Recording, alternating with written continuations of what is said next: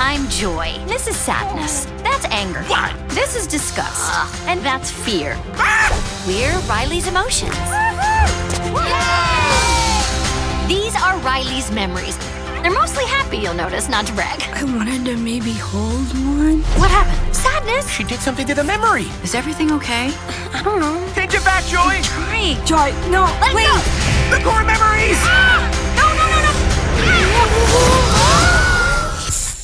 Can I say that curse word now? Pixar been feeling that pressure. People saying we missed out old Pixar back in those glory days. Yeah. Pixar said, you know what? Maybe we do need to get our shit together and really concentrate on story. And now they have Inside Out, took it over there to Cannes, or Cannes, I don't know how you say it. Cannes. Didn't you go over there? Once. Really? Yeah, I did. And never learned how to say it the whole time. Never learned nothing. Get there. What did you say while you were there? Did you hear other people saying it, or you just drunk the whole time? That's what that laugh means. Didn't you hear some of those French whores pronounce it? But over there, the movie, it had a standing ovation, had people crying. But then again, that's Cannes, or whatever you want to call it. So you know what? They like a lot of they like shit over there. a lot of shit. You can never trust them. So we're going to do this review and see. It centers on a young girl named Riley. She's 12 years old, and Riley, she has a nice life in Minnesota. She's got cool friends. She's on a great hockey team. But then she suddenly has to make this move to San Diego because her dad needs to go there for work, and it just drives her mind crazy. That wasn't San Francisco? I'm sorry, was it San Francisco? Yeah. Yes, you're right. With the steep hills. Yes, Martin. Yes, that was a So test. she's complaining about moving from Minnesota to San Francisco. It's one of the things that doesn't work, honestly. Yeah. It Like really if it was is. Montana, okay, I understand that. Like even in But the you movie, live in Minnesota. they try to make San Francisco look shittier than Minnesota. It's like, no, no fucking way. no way. Backwoods country fuck ass girl. I miss Minnesota. But her father has to go to San Francisco for work, and she's, I got to move away from my friends. I'm leaving the hockey team, and it just causes this sudden surge of conflicting emotions in our head, which we get to be privy to in the form of these personified emotions. Now, with this film right here, I like it because already I can see the creativity there. And this is not a novel idea. This is not anything new. Herman's Head. From the 90s. Yeah, that TV show. And I remember that. Didn't Eddie Murphy make that movie, Dave? Yeah, he made Dave. Yeah. We've seen even things that were kind of close to that, like Osmosis Jones. But, I mean, this right here, in the hands of somebody who's really into storytelling, such as the director Pete Docter, you can get some very imaginative things going on. And it's probably not different from those things that we were talking about. For example, all the emotions here in her head, it's just like any other day at work. Everybody has their place, everybody has their job, and everybody has that really annoying, over energetic, over enthusiastic, over optimistic supervisor. Played here by Amy Poehler in the form of Joy. First day of school, very, very exciting. I was up late last night figuring out a new plan. Here it is, fear. I need a list of all the possible negative outcomes on the first day at a new school. Way ahead of you there. Does anyone know how to spell meteor? Disgust. Make sure Riley stands out today, but also blends in. When I'm through, Riley will look so good, the other kids will look at their own outfits and barf. Joy. Yes, Joy? You'll be in charge of the console, keeping Riley happy all day long. And may I add, I love your dress. It's adorable. Oh, this whole thing? Thank you so much. God damn, girl. You ain't got to be that joyful. That's her job. She's good at it. I know. It's like, somebody did a couple lines before work this morning. But you would think that, like, of all the emotions, Joy would be the one that you'd most want to spend time with. At this point, you're like, God damn, sit down somewhere and be quiet. Sit your ass down. Now I know why girls are so crazy, because you got a fucking cokehead in your mind every day going nuts. Wait, twirls. Train of thought, right on schedule.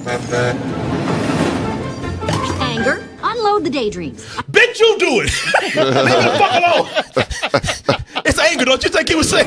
Who the fuck I look like to you, you slave? I know that she has a little bit of authority with anger. Like, they've been through some shit. Like, got like to. Like he wasn't playing that shit. Like, yo, bitch, why are you so joyful all the time? Got to. Sit your ass down. If you don't be forceful with anger, you know you're going to tell you, do it your fucking self. Yeah, go fuck yourself. Yeah, go fuck yourself.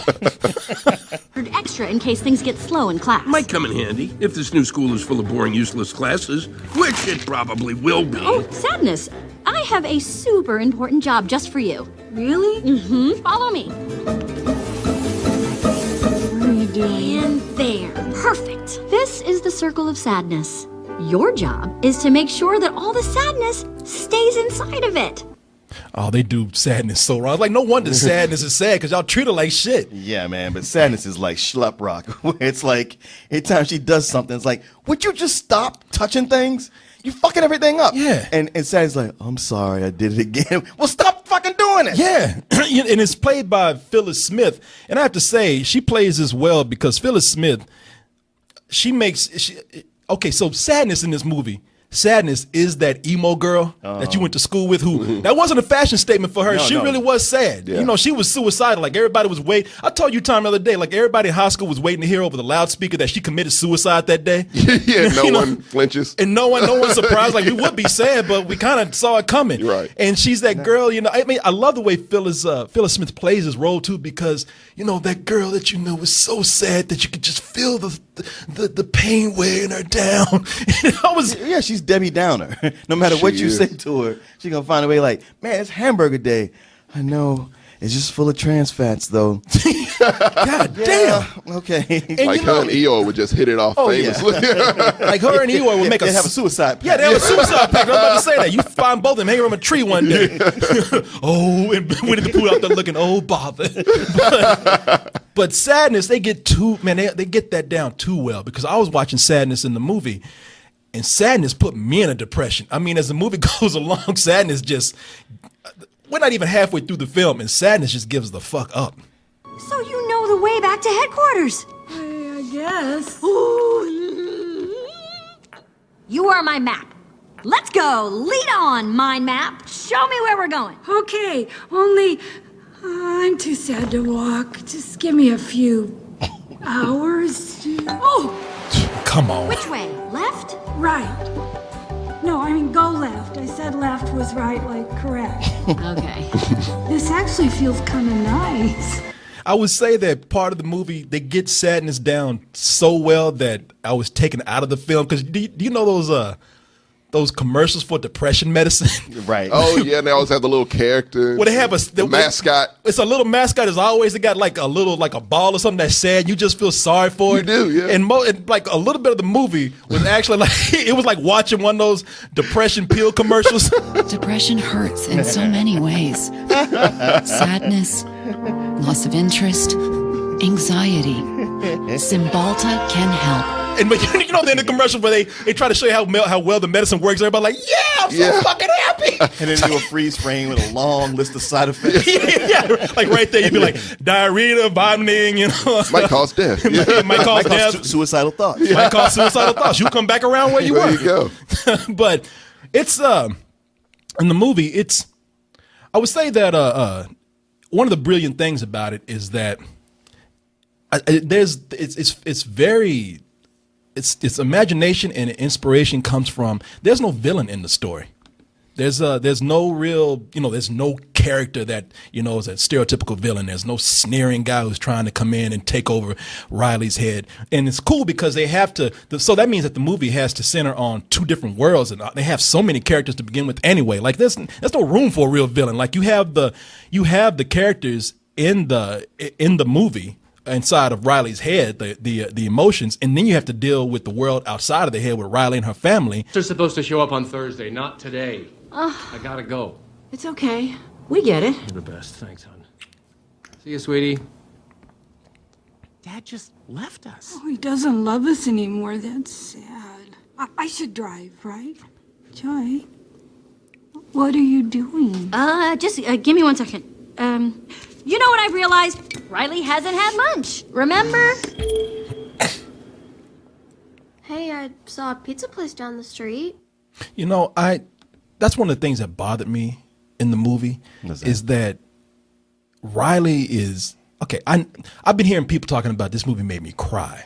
This movie's so emotional. I was so moved by this. And I'm like, I didn't cry because, Dad, you just saw that Dad has to leave. Dad is working for the family.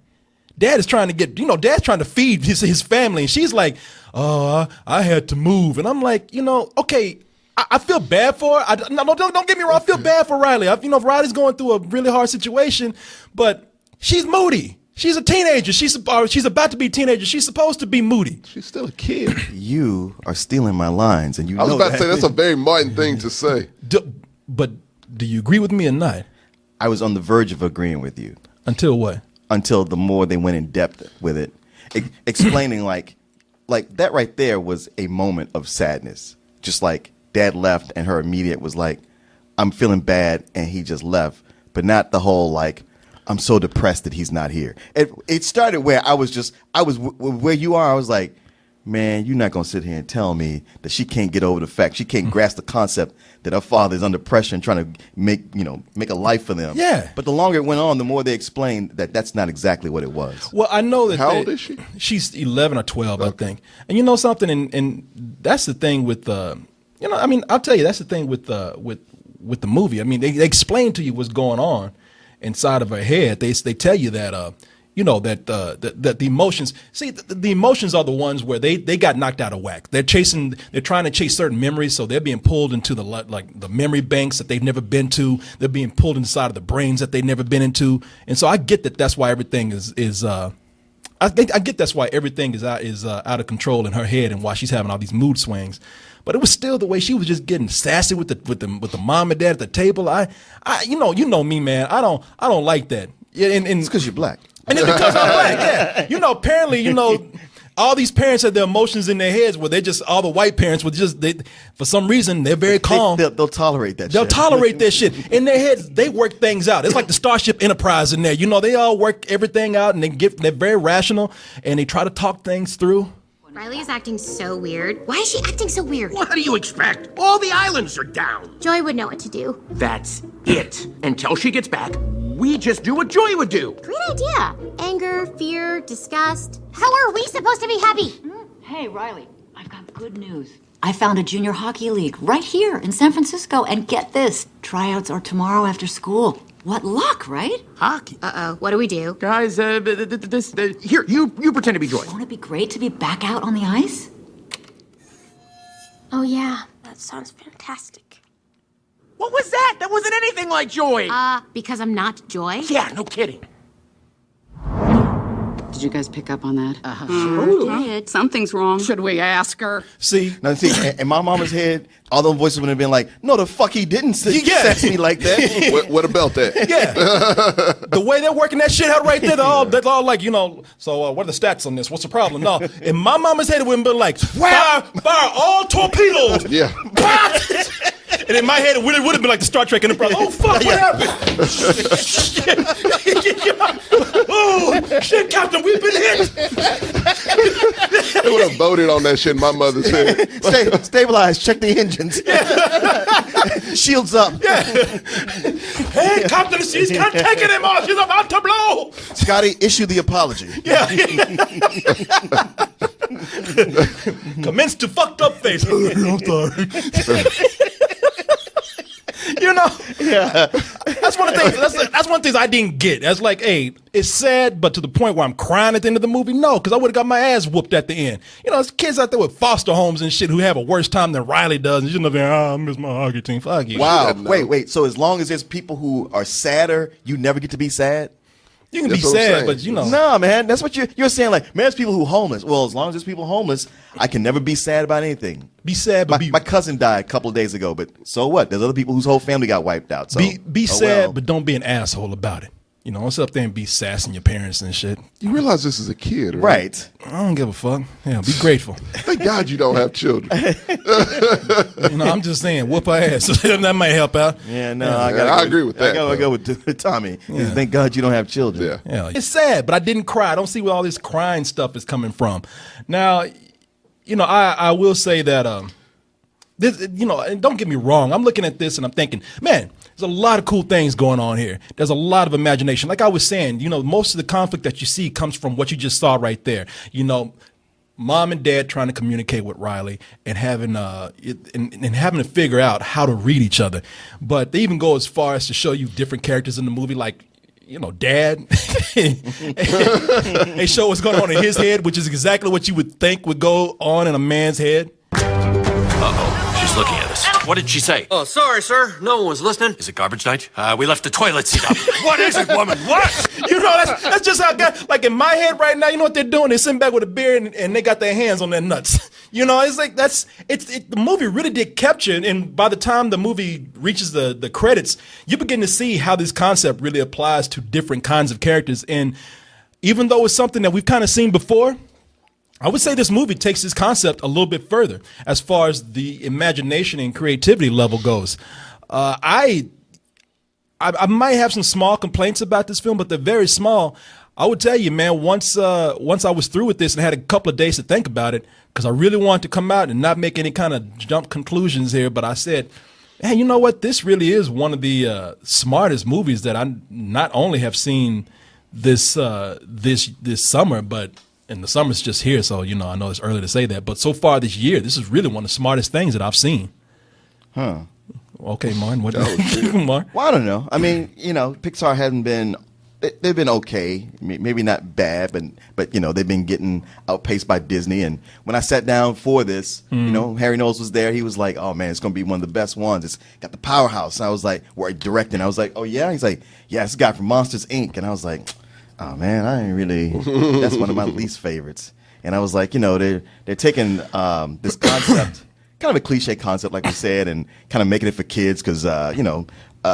Was it DreamWorks trying to skew everything towards kids? So I was like, oh, well.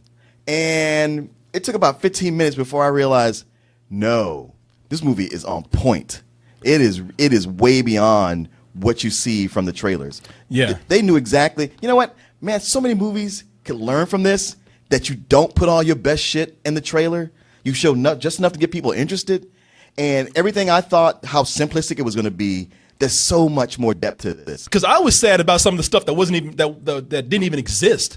You know, in fact, without saying too much. Well, yeah, without saying too much. I mean, the thing is, like, I was wondering, like, okay, is this girl, is she suffering from depression, or is there something else going on? Is she out of whack? She's schizophrenic. Like, yeah, but it's like, no. I mean, like by the end, I was like, yeah, I get it. It's not anything like that, but she's having this emotional crisis because this has been a big deal, a huge upheaval of the family, of everything she's known and loved. And like, I mean, God bless them. I guess there are people who prefer the country in Minnesota to San Francisco because the way they try to make it look bad, like, well, you know, we got this rundown house. I'm like, yeah, but in San Francisco, that's $1 million home. Yeah. Y'all get a broom and a mop and some paper towels and make that shit look good. Yeah, Martin was looking like anger rays. Shut the fuck up, kid. You know how good this real estate is right here? And now, you know, and when she go to get pizza, they go to probably the worst pizza joint in town because it's the one around the corner. The people who do the voices in here they do a great job. I mean, the characters that you have here, you have Bill Hader as Fear, you have Amy Poehler, and what did I say her name was? Phyllis Smith. Phyllis Smith as Sadness, but you also you have Louis Black as Anger, who is perfect. Who is perfect for that, and Mindy Kaling as Disgust. Who lives up to her name. I've been disgusted by bitches like her a whole lot. I mean, but she's they all do a wonderful job at doing the voices in here. And there's one in particular that we just can't mention, but he is phenomenal. Who? He was born for that role. Who? You know, there's a character we're not mentioning. Okay. There's a lot of stuff that's talking about what we're forced to deal with when we're growing up. You know, how we deal with how our imagination changes, how we deal with the things that we value as kids, how those change. And again, without saying too much, they're not showing this shit that's going on with Riley on the outside. It ain't as bad as what's going on with her characters on the inside. Oh yeah, for some things, man. The characters and the concepts they delve into with her psyche and childhood versus growing up. I mean, you say you didn't cry. I don't know how. I mean, you just must be a cold-hearted dude, man. Because there's a moment of self-sacrifice in here, which the whole audience was just like quiet because people were trying to hold it. And then later, toward the end, you know, when things start coming together, I could hear people in there. They were trying to keep it quiet, and I just hear that. Again, I can't say anything, but there is a self-sacrifice in here. Again, that doesn't have anything to do with Riley. In fact, it made me more mad at Riley. Like, Riley, why'd you do that? Come on, it's man. your fucking head, man. You could have controlled this. No. You know what? I would say this. You know, it for those who go home, it's going to make you establish, like, okay, what imaginary friends did I have when I was growing up? shit. Bobo, come back. Bobo, I'm sorry. Again, when I say too much, but I'm just like, Riley, fuck you, man. You didn't have to do that. Come on, you got to grow up sometime. No. And as a matter of fact, it makes you reflect back on yourself and realize, how much you've let go. I mean, it might make you go back into the attic and break out your old G.I. Joes or something. I mean, I'm telling you, between Pixar knows how to put a motherfucker on a guilt trip over nothing. I know. Between like what's going on in my head and the toys that I discarded, between this and Toy Story, I'm just kind of that's the thing. They've had like some really good movies, but The Incredibles was that last favorite movie of mine, and then Toy Story 3. And everything else has been never quite on that level. And this is the first time they've gotten back to that level, that Toy Story level. Yeah. And like I said, man, it's a lot of things that go on here where they really do talk about the psyche in the mind. I like the concepts that they have, and they've even had some psychologists come in and say, "Yeah, that's a good analogy on how things work." Yeah, but they're like, "Can we show this to our patients? Because we've never been able to explain it that well." Yeah, they don't know what the fuck we're talking about. Maybe we show them some fucking cartoons. Maybe they won't be so crazy anymore. But like in the movie, they have a way of explaining how some of our most cherished moments in life that we keep going back to are in the form of islands. And so, I'm sitting up there. I never understood this shit before. When I was watching this movie, like, oh, I get it. All right, islands, yes. I don't want to get too technical, but these are called core memories. Each one came from a super important time in Riley's life. Like when she first scored a goal. That was so amazing. Look at that. Very nice.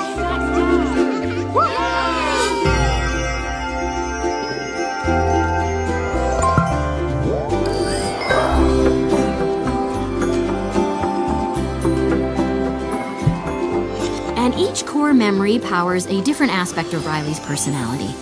Like Hockey Island. Goofball Island is my personal favorite. Come back here, you little monkey. Yep, Goofball is the best. Funny, it's the best for me too in my head. Actually, you made a living at it. Of course. Yeah, Goofball Island. How you think I pay my bills? Admission open every night. Yeah, no, before we came up with Double Toasted, that's what we were going to call it. Goofball Island. That's why I had to change it. Pixar took it from me. Can't take them to court. It will make you, when you look at how things go on in here, like they show you, how they're showing you things like right here, Goofball Island and whatnot. It makes you wonder, wow. Okay, so that's a kid. It looks cool in there. What's it like for people who are fucked up? All right. What kind of skid row do you have in your head? It's like I think about it in my head. I'm like, damn, my head must be fucked up. I must have like alleys where whores are blowing dudes in an alley, and there's bars on every street.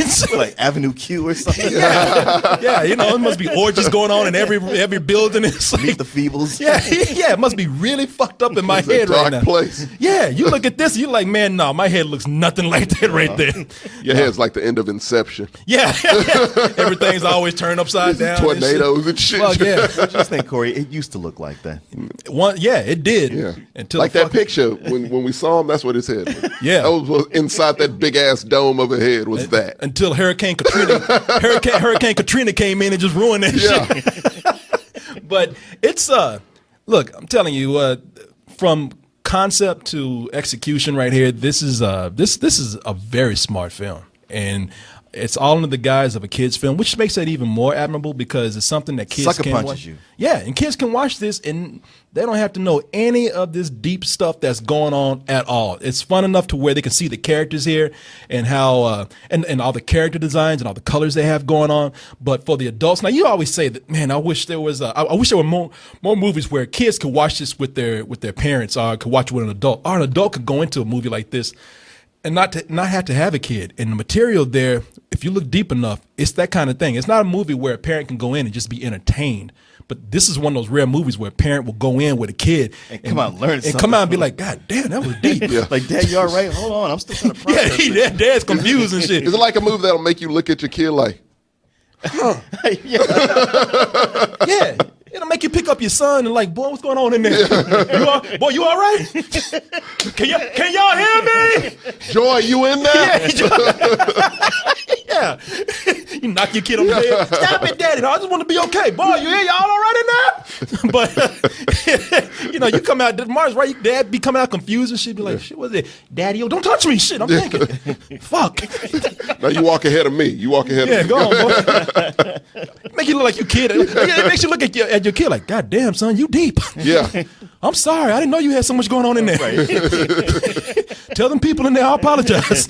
But it's, yeah, I give this a full price, man. I give this a high full price. I mean, for all my complaints that I have right there, they're very small. And it's rare you're going to see movies like this come out. I mean, these are movies that come out, you know, once, twice, 3 times a generation, you know. It's true. I'm sorry if it seems like I'm being, you know, over complimentary, but I mean, am I wrong? No, you're not wrong at all. And matter of fact, the thing is, you know, it's so colorful. And my fear was that at that point when joy and sadness are on their trek, they would just kind of turn into Wreck-It Ralph, where they're in colorful Candyland, running around, but it doesn't really mean anything. And it's the opposite of that. Everything means something. As a matter of fact, the whole thing with sadness, as much as you might go like, why is there got to be sadness in the world? This movie answers that question. Yeah. It tells you like, look, stop saying that. This is important too. And that's one of the biggest lessons you can learn going into dreams and all. I'm with you, man. This is one of the best movies of the summer, of the year. One of the best things you'll see in a long time. And I mean, I thought the exact point where it ended was just a little weak. Just a little like is that point where it set me up to where I was like, ooh, what's that next scene going to be? And it wasn't that. And just a tiny bit of a letdown. It's the only thing that keeps me from giving it a Better Than Sex. But I give it a high full price. Well, yeah, at what point? I mean, for me, Better Than Sex is something that's really life-changing for me or makes me just... But this is on the verge of that. But it is it's like on the edge of that. You made me think, what is it that kept me from going that far? What is it that... I know you said, but what exactly are you saying? At the end, it's like, oh, well, wait till you see what's next. But then it went to a bunch of, you know, little vignettes. Yeah. Almost like silly stuff. Yeah. You know, they could have... I see what you're saying. Like, they could have left this on a more emotional level. Yeah. And instead, they went for the easy laughs. Right. I see what you're saying. You know, and I'm going to tell you, man, when I was watching this movie, one of the things that kept me from enjoying it so much, and I should go see this a second time, I shouldn't say it, but I thought that something horrible was going to happen to this family. And I was waiting for something really bad to happen, and it didn't. So I was so relieved. I know. I was like, man, I'm talking about maybe that's why I don't feel bad for Riley, because when I went in there, I was expecting something a lot worse. Oh, okay. And if people look at one of our shows when we did a trailer talk, I say what that is. I don't want to say now because I don't want to ruin. I don't want to ruin it for anybody. But I was expecting something a whole lot worse from this. So when Riley was like, I'm moved. I was like, quit crying. You know, it could have been. This could have been a whole lot worse. This ain't shit. You could have been the girl and me, Earl, and the dying girl. Yeah, you could have been me, Earl, and the dying girl. You still breathing, right? It's fun. I went to see it with my girl. She really liked it too, and she said, "Oh, I hope they do a sequel to this. I'd like to see more." And I was like, "No, you don't." I said, "This girl's about to have a period. Yeah, she's about to go. She's about to hit puberty. Hit puberty.